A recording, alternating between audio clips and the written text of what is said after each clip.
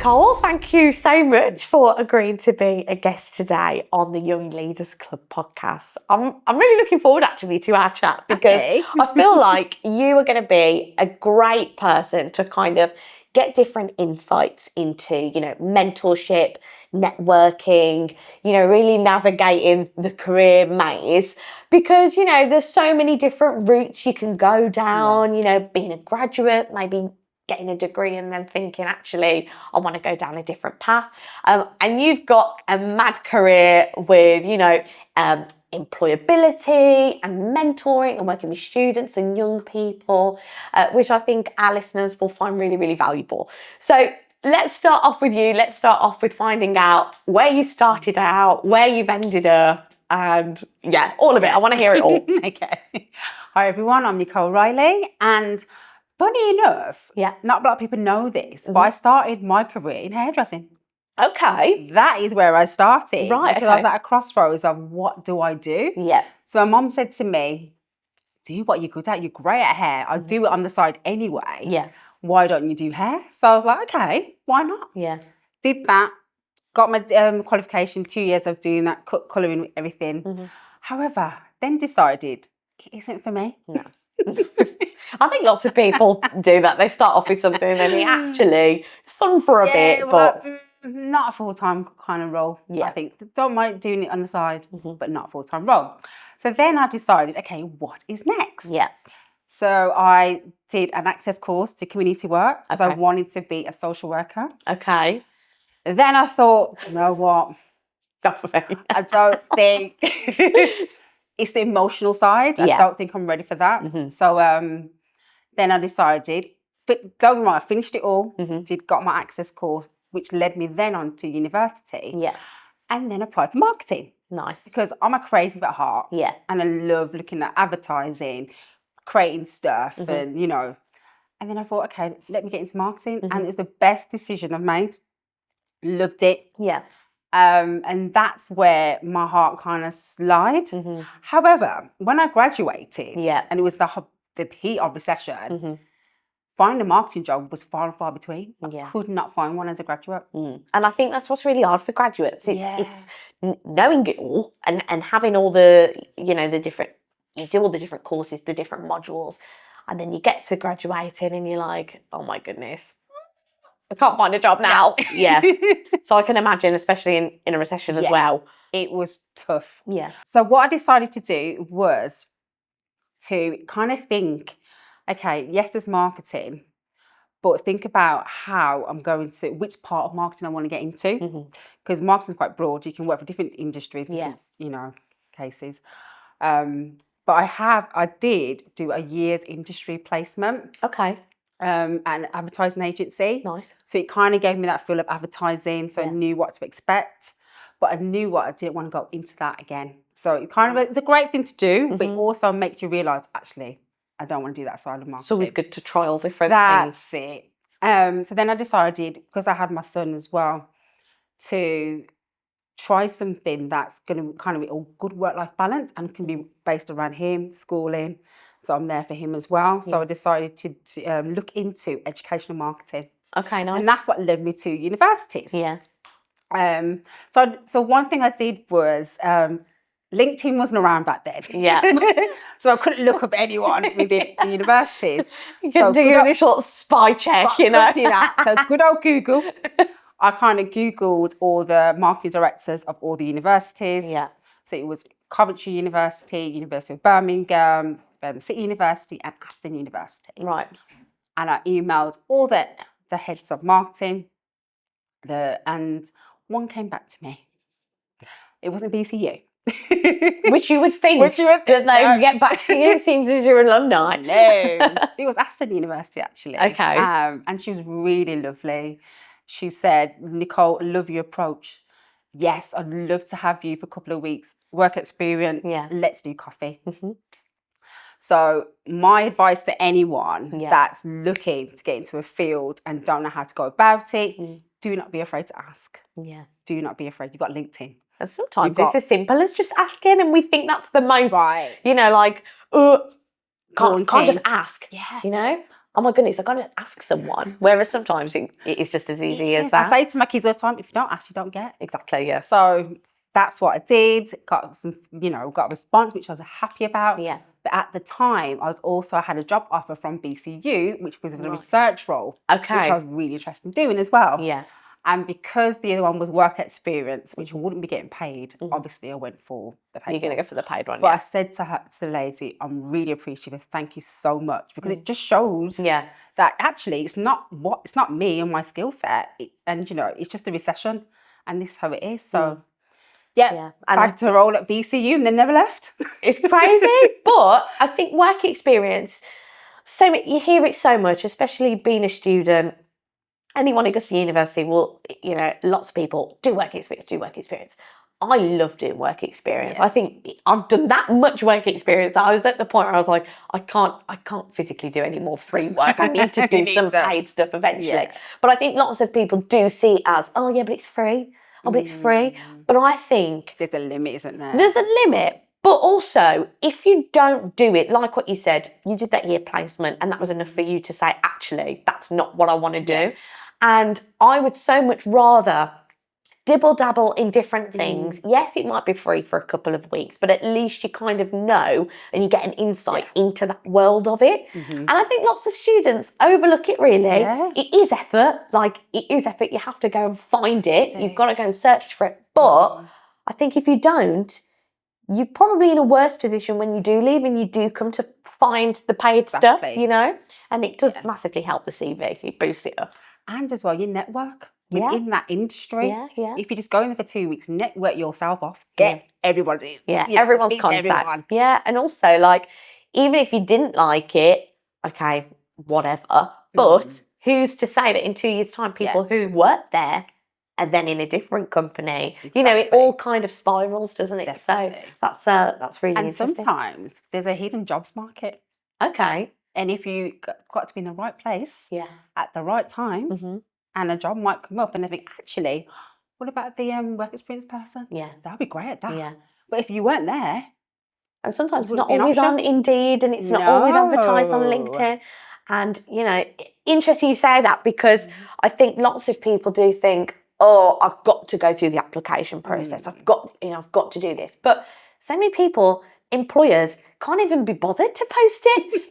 It's so much more convenient for them if they know someone who's ready to go, who already kind of knows the ropes. That's it. So the hidden job market is a good one. Yeah, I've heard jobs going around haven't been advertised. Yeah. So people don't rule that one out. Yeah, absolutely. Being someone who works as a mentor, you spoke to lots of young people and lots of students. What do you think the benefits are of having a mentor, especially at the beginning of your career and trying to navigate different paths? What are the benefits? I think some of the main benefits are you're going to have somebody within your field. Yes, that's going to give you some industry knowledge. They will also be able to introduce you to people that you probably have no access to get to. Yes. Within that field as well. They'll also give you guidance and advice because that's what you need. You need someone to say, actually, have you thought about this? Or, or recommend, even if it's something to read or something about your industry. Yeah. And also it gives you kind of increased confidence as well. Somebody who's here to believe in you. Yes. Giving you that chance, giving you that confidence, giving you that, guidance that you sometimes don't have.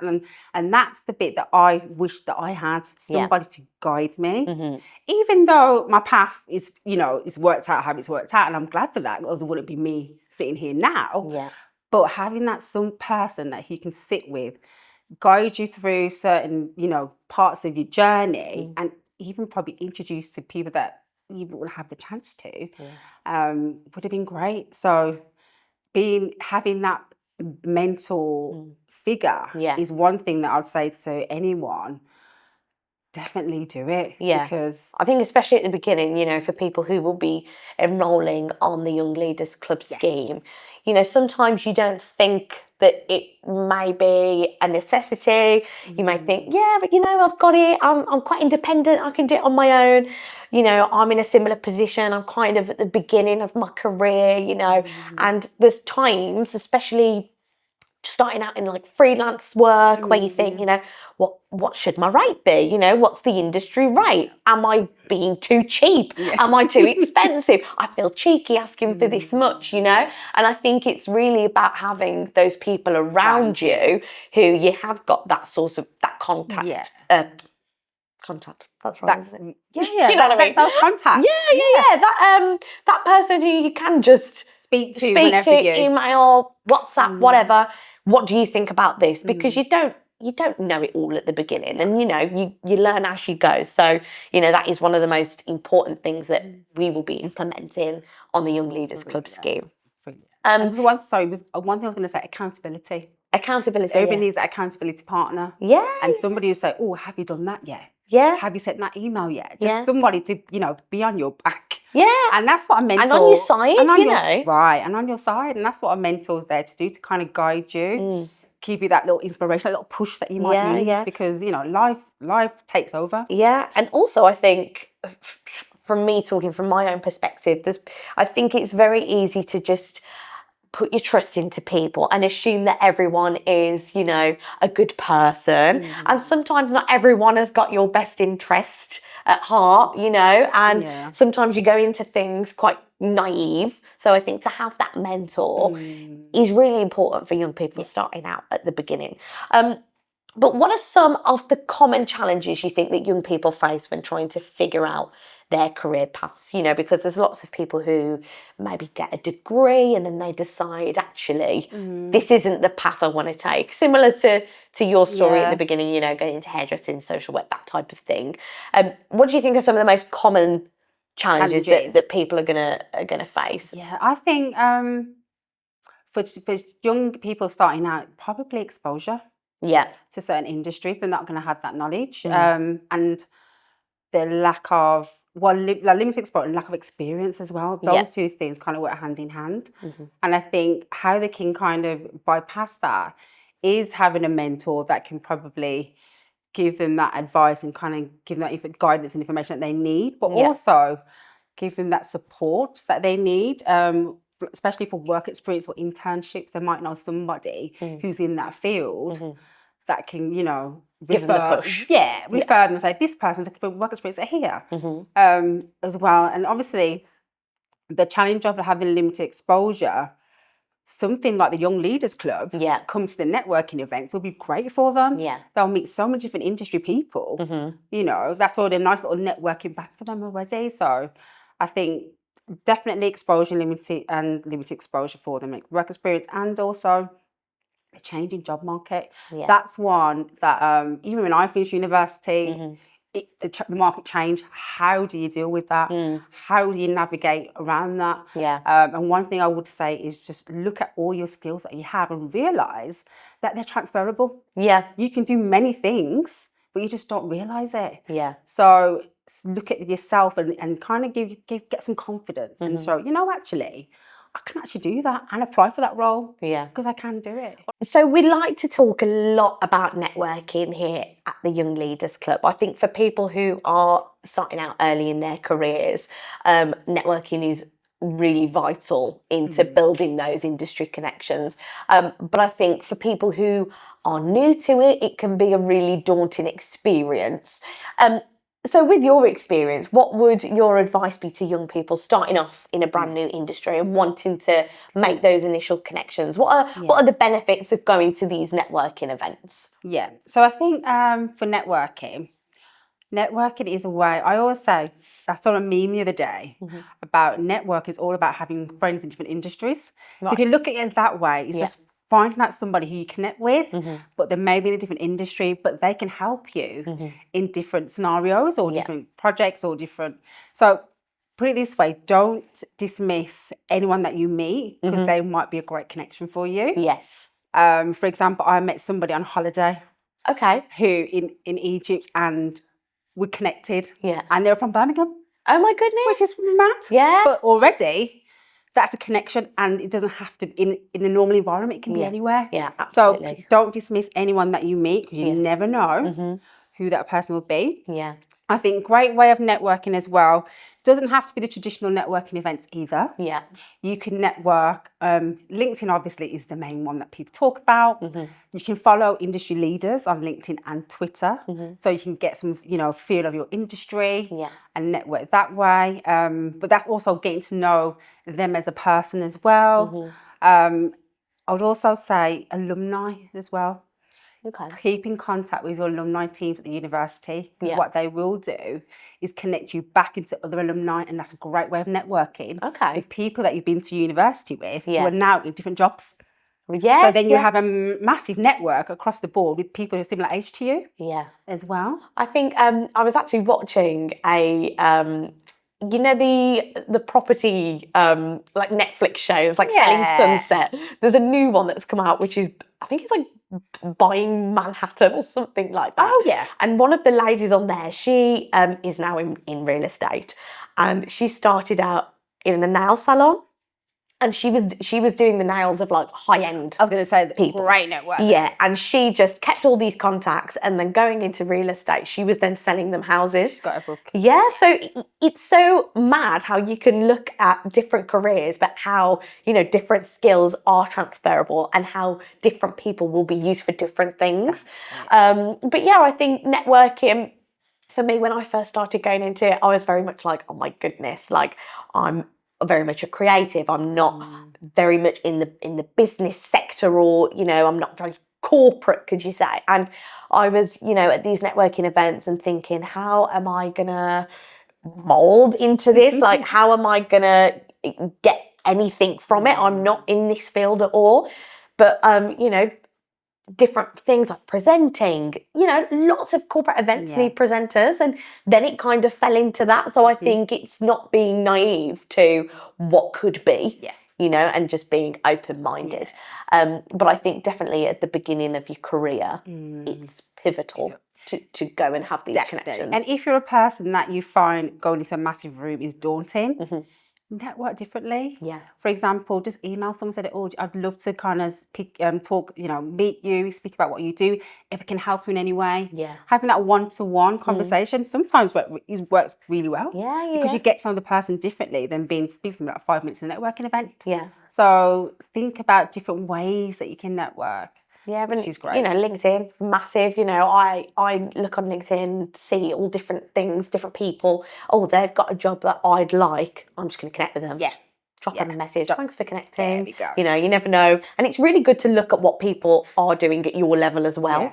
Yes. And kind of seeing that comparison. Oh, how's they got into that? And just having that time by yourself to have a little scroll. Yeah. Okay, this is what they're doing. And another thing, going back to the coffee scenario, when someone told me to just reach out to people and ask them to go for a coffee, I was like, what? They're going to think I'm a weirdo. Like, what on earth? But the more, that is so normal. Yeah.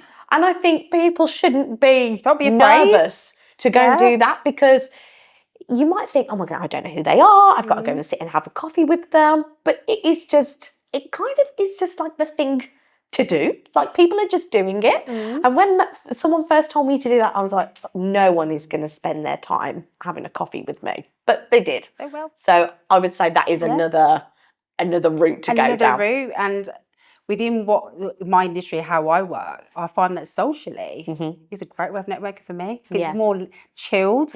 It's not about what can I do for you, what can you do for me. It's more of a, let me get to know you as a person. Yeah. And then you build those connection and relationships that way. Yeah. It takes that pressure off of, like, oh, this is me, like, trying to talk about a job, or it's like an interview style. It's not. It takes that off massively, and it is just a normal chat and advice, really, of where to go in life. So, as you know, you work in a university. It is so common for young people to think that is the next step I've got to do after college. I've got to go to university. And I know lots of people, lots of my friends have graduated in degrees that they now don't have a job in at all. And I think it's so common for young people to think later on in life, actually, I'm going to take this route now. I'm going to go and do a degree. I'm one of those people myself. I started at uni at 23? Yeah. So I'm not going to graduate until I'm 26. And to some people, that's like, oh my God. I did that. That's so old. I'm so old, call you you know? mature student, but Yeah. But I think as someone who's gone and done it, I am way more focused and like raring to put everything into it rather than, oh, is this just the next I'm thing just doing it because I've finished college. Yeah. You have a little bit more, I would say a bit more, you have more passion, more motivation, and definitely more focused. Yeah. Because you know what you're trying to achieve. What the next step is. You haven't got time to mess about. No. And you know what? It's a lot to sacrifice, in my opinion. You know, I think I could be in a position now where I've got a house, I could have a full-time job, full-time salary, but it wouldn't be something that I love doing. And that was the difference for me. And I thought, you know what, there's way too much I'm sacrificing here. So I'm just going to go in, all guns blazing, give it my all. Yes, I'm working in a restaurant still. Yes, I'm dibble-dabbling in everything else. But ultimately, it's for that bigger goal. Yeah. I've got some research which says 44% of workers with a degree work in an entirely different field to their studies. So about a third work in a related profession, while a minority of 23% have stuck with their subject, which is mad really, because I think, gosh, the amount of people who've got degrees, only 23% are actually doing still what they studying in what they want. So we'll talk a little bit now about self-reflection. I feel like self-reflecting on yourself and your career and where you're at in life is really important. And, you know, even things like you might be faced with 2 different job offers and you don't know which one to take. You know, it's really important to just sit back, think, okay, what have I done? How can I go forward with this? What would be the right path for me? So what advice would you give to young people? What tips have you got for people who are going to self-reflect? One thing I would say, if you haven't done it before, definitely try and do a personality test. Okay, what's that? I've never heard of that before. So basically, it looks at all your interests and your strengths, and it kind of will map out what kind of industry that you'd fit well in. Okay, that's quite good. Yeah, there's one called Myers-Briggs. So you could look in, if it's online, if you just type it in, you'll be able to find it. Yeah. And it will tell you what kind of roles suit to you, what kind of things that you're interested in, what kind of roles you go into. Okay. There's also one called Prospects. Yeah. And that's kind of a university-wide one. So we kind of refer students to this one as well. And it looks as well at what things that you like to do, you enjoy, and it tells you what kind of industries that you'd be great at. Okay. So those 2 will give an indication of things that you know you could probably excel in and do well in. So if you are at a crossroad and not sure what's your next step, what industry you should go into, definitely try and do one of those tests. Okay. It'll kind of tell you a little bit about what you like to do and what you think you could be a next step. I think that'd be really good actually for people who, you know, like what we were talking about before with, you know, maybe they've graduated in something and they think, oh, I don't really know what I want to do. I don't think I actually want to do that degree. I think doing that is really good part of self-reflection because it probably makes you think about things that you haven't even thought about and different industries that you didn't even know exist maybe. Yeah. Which is, again, all good to why you should have a mentor, why you should kind of like utilize all these resources that are on offer. That's it. Because, you know, there's so many industries that I didn't even know existed. And doing this podcast, I've met that many different people in industries where I'm like, wow, okay, you could even do like marketing in that. Yeah. And then you didn't even know, you know? So that's really, really good. So what advice would you give to people who are starting out in this new career path? Yeah. I would say don't be afraid. Okay. From statistics, you've heard that 44% have gone to something that they haven't, you know, they've studied and gone to something else. I would say just be adaptable, resilient, and understand your strengths as well and what you're good at because you've got so much transferable skills that you probably don't even realise. And this is what people have probably done. They probably think, actually, I really like doing this. Yeah. So I'm going to concentrate on that and see where I get to. And you never know where it might lead. No. Just be resilient and keep going. Yeah. And lots of paths kind of intertwine anyway. You know, like from my perspective, talking personally, you know, looking at things like podcasting or radio type things and then thinking, oh, actually, I like marketing as well and how that all kind of correlates with each other. Yeah. You know, like my degree's in media production, but it's so transferable Yeah. in marketing as well. I don't need a degree in marketing to do it, you know, and I think that is what's key with connecting with new people and having mentors. And also, if you are at university, really utilising what is given to you, because there is so much that universities offer that I don't think people take advantage of. And that is what you're paying for, really. Exactly. It's all the extra stuff that comes with it, as well as graduating and still being able to use what's on offer, you know? Because I always say to students, you'll never get this time again in university. Network with your peers. Yeah. Because in a couple of years' time, they're going to be in another role that, you know, you could collaborate, you could start businesses together. Yeah. So network while you're there because you never know what will happen. And use people's skills, you know. There's so many, like, good, creative people on my course, which, you know, at this moment in time, I just think I admire them, you know. Wow, the work you're doing is ace. But who's to say that in a couple of years, I'll be working on a project that maybe, I know them. I could, you know. You can collaborate. Yeah, and just using the people around you and things like the Young Leaders Club. Yes. You don't know who you're going to meet on the Young Leaders Club. You know, it's not just about the mentors and, you know, the workshops that are on offer. Who is on that scheme as well, because they've obviously got the same sort of thinking pattern to go and reach out and go on something like this, you know. But just to close up, where can our listeners find you online? Because I've got you on LinkedIn. You post loads of different, like, work placement, work opportunities. So where can we find you? Nicole Riley. Yeah. That's it. You can find me at Nicole Riley. Feel free to connect. Yeah. If you want any advice, you know, feel free to connect with me. I'm happy to share. That's one thing I will do. Lovely. Well, thank you so much for coming on. I've had a great time. It's been great. Fab. Yeah, anyone listening, Young Leaders Club podcast, Nicole Riley will be a great source. Yeah. Thank you so much for talking to me today. Welcome. And hopefully we will Thanks for having see me you again at some point in the Young Leaders Club. Fab. Thank you. Thank you.